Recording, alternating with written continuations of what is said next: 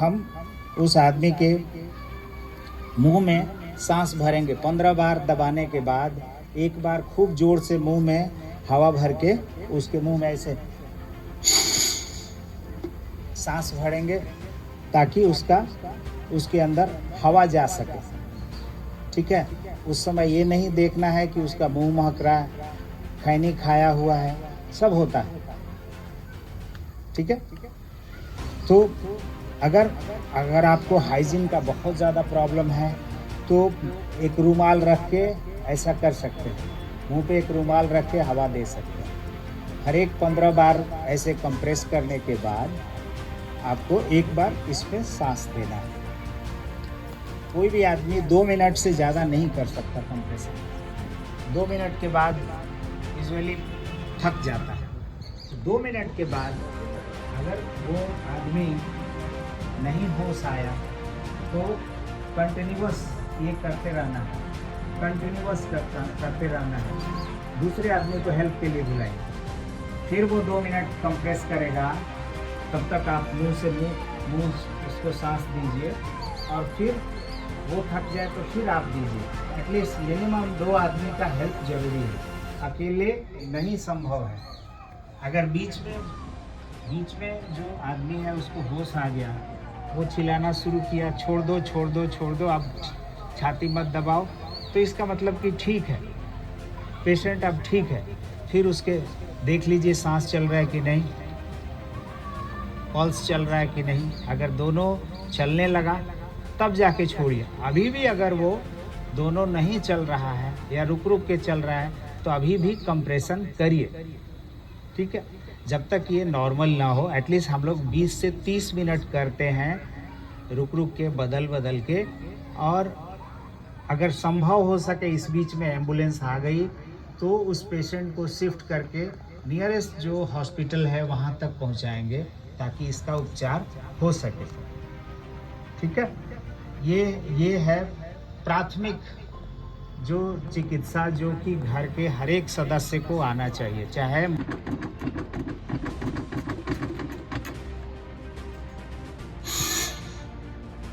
15 बार ऐसे कंप्रेस करने के बाद एक बार फूकेंगे और ये 2 मिनट तक करना है।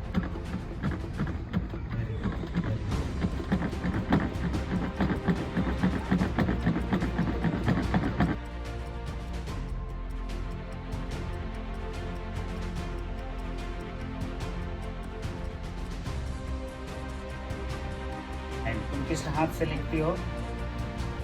है? दाहिना हाथ से लिखते हो तो बायां हाथ नीचे जाएगा ऐसे। ठीक है, बायां हाथ नीचे जाएगा। अब इसमें लगाओ ऐसे। ठीक है, और ये कंधा सीधा करो। हाँ,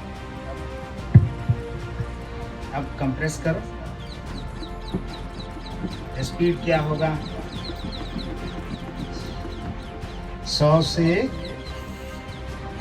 120 बार तक बहुत तेजी से कंप्रेस करना होगा।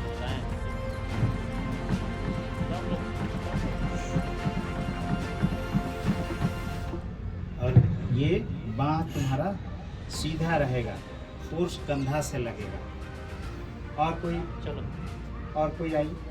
हर्षवर्धन जी। बहुत अच्छा।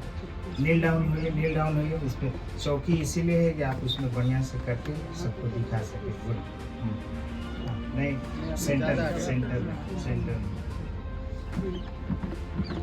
अगर कमजोर हड्डी है, लग रहा है कि पट टूट रहा है तो भी डरिए मत, क्योंकि जीवन बचेगा तो हड्डी फिर जुट जाएगा। हम सबको बताया कि स्थितियां कभी भी बिगड़ सकती हैं और ऐसे समय में आपात स्थितियां जब आती हैं तो अनुकूलता नहीं दिखती, कभी भी आ सकती हैं। तो यहाँ डॉक्टर साहब के आने का उद्देश्य ये था कि ऐसी स्थिति में आप क्या कर सकते हैं। आपदा के समय में जब आपके पास निकट में कोई चिकित्सक नहीं हो, उस समय हम क्या कर सकते हैं। तो जैसा कि डॉक्टर साहब ने बताया कि आपके पास एक डिस्प्रिन की गोली होनी चाहिए और 2 दवाइयाँ और बताई हैं डॉक्टर साहब ने। तो जो सबसे महत्वपूर्ण बात बताई है उन्होंने कि हॉस्पिटल ले जाने तक मरीज़ को जिंदा रखना है। उसके लिए उन्होंने एक CPR करके बताया। तो इस जानकारी देने हेतु डॉक्टर साहब आप राजीव रंजन सर हैं, आप हृदय रोग विशेषज्ञ हैं, आप छपरा से हम सब के बीच चल के आए हैं। और निश्चित रूप से संख्या हम लोगों की ज़रूर कम है, लेकिन हम लोग जहाँ भी जाएंगे अपने घर परिवार में इस विषय की जानकारी देंगे तो बहुत लोगों को लाभ होगा। अभी हम लोगों ने महाराज जी के फ़ोन से लाइव भी किया है, तो जितने लोगों को लाभ मिलेगा, हो सकता है कौन सी बात किसको समय पे काम आ जाए और किसका जीवन बच जाए। अक्सर हम देखते हैं आपातकाल में चिकित्सक के अभाव में, अनजान में कितने लोग का जीवन संकट में हो जाता है और वो नहीं बच पाते हैं। तो डॉक्टर के पास तो हम जाएंगे, लेकिन उसके पहले हम क्या कर सकते हैं, जैसा कि डॉक्टर साहब ने बताया, इन सब बातों को हम सब अपने जीवन में प्रयोग कर सकते हैं। कहते हैं कि हम बांटेंगे तो बढ़ेगा ज्ञान के बारे में। अन्य चीज़ें जो हैं वो बटोरने की चीज़ें हैं, लेकिन ज्ञान बांटने की चीज़ें हैं। तो डॉक्टर साहब का एक बहुत वर्षों का एक अनुभव है और रोज़ ऐसे केस देखते होंगे, तो इन्होंने जो बताई वो हम सब के लिए लाभप्रद है। और हम चाहेंगे डॉक्टर साहब अपना बहुमूल्य समय देकर हम सब के बीच आए हैं, तो एक बार डॉक्टर साहब के लिए जोरदार करतल ध्वनि। धन्यवाद डॉक्टर साहब। और